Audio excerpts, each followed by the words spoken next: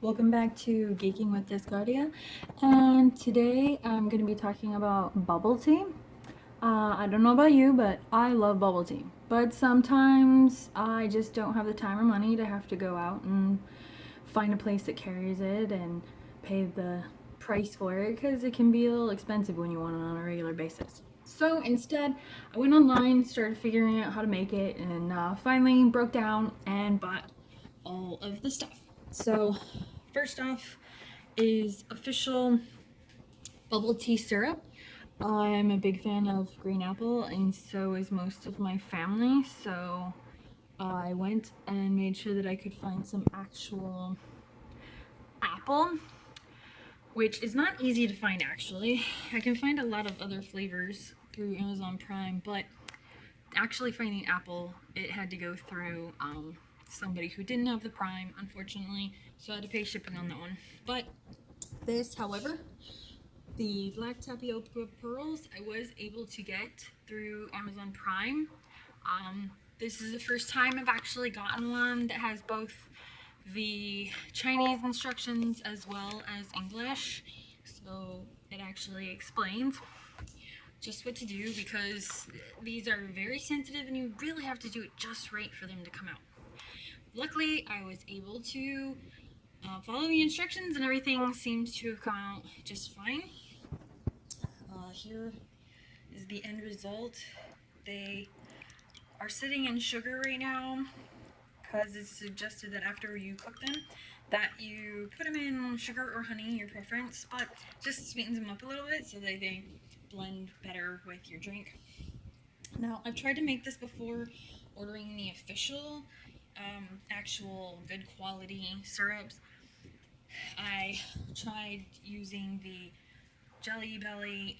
This is actually technically for snow cones. It's not bad, but you can definitely tell the difference because it's really meant to go in a snow cone and not inside your tea. So it really just didn't taste quite the same. And then this is the tea I used. I just went to a local Asian grocery store and picked up a big box of true Japanese green tea, mostly for the apple because the color and the consistency, like it just seemed like it would be a little weird to have a dark black tea with a clear green apple. Everywhere I've gotten the green apple, it's always been a very clear consistency, so I was pretty sure they're not using black tea. Anyway, so quick instructions. I'll give you a rundown of what I did to make the boba. Really quite easy. You put 1 cup of boba uncooked per 10 cups of water. So I just went with that ratio for now, just 1 cup. And it made a pretty good amount, as you can see. That's more than enough for a few cups. So you boil the water first, then you slowly put in the uncooked boba. Stir gently, cover, lower the heat to medium, leave it there for 5 to 8 minutes, then turn the heat completely off, another 5 to 8 minutes. Then you take the boba out of the hot water and put it in some cold water real quick, just long enough to let it all cool down. And then you put it in an empty bowl and mix in either your sugar or honey, or nothing, technically, if you don't want to add anything, but it, just sweetens it up a little bit to better mix with your drink. So then you get a coffee cup because you obviously don't want to brew it in a plastic cup. So, just heated up the water. Then I made the actual green tea, poured it into this cup with some of the boba. I was told by somebody at a store who actually makes bubble tea that you should have about 2/3 of the tea and then 1/3 of the syrup. So that's the consistency I went with this time. I might adjust that as I go. There was ice originally, but it's melted, and I'm not a big fan of having ice left over, so I made sure there was enough that the drink is cool now, but that it's not in my way.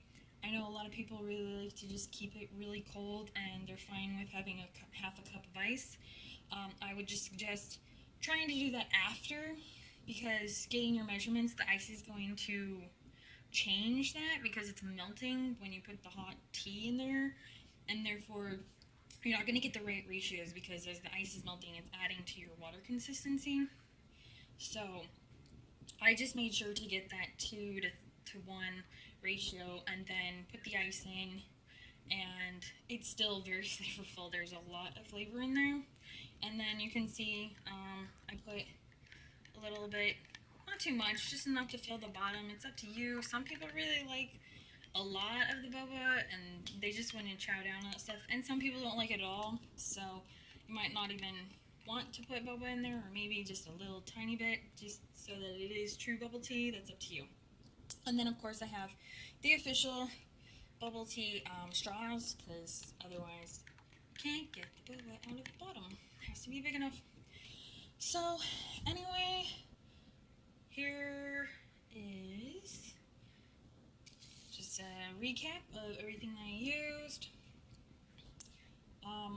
There were a few different brands of this, but this seemed to be the better deal as far as how much you got for the price, and it was primed, so there was no shipping fee. This one, you can get green apple technically in powder or syrup, but the powder, I have mango powder, and the powder always makes like, I think it already has cream in it, like non-dairy creamer, because it's a very creamy consistency. You definitely can't see through it at all. So I went with this one because I was just trying to make something as close to the green apple bubble tea that I've had. I like the powdered one as well when I'm doing the mango. I think it tastes really good, but not everybody can have cream either, so you really have to be careful about that too. But anyway, so I hope you guys enjoy. I hope this was very helpful. I know it took me a long time to find some really good instructions that really actually got me through making this, and this was probably the first time that it truly came out quick, easy, and actually tastes good. Anyway, so if you guys want any slower instructions, if you want any more tips or have any other questions about making the bubble tea, just let me know, or even finding somebody who does make the bubble tea, because I have found it in a lot of places that I didn't expect to find it, even though I couldn't get that to come up on a search. I've run into it at a lot of restaurants. So anyway, just yeah, any questions or tips or any other things you want to add on to this, if you could help me make a better consistency, better ratios, that would be greatly appreciated. And alright, everybody, keep on geeking.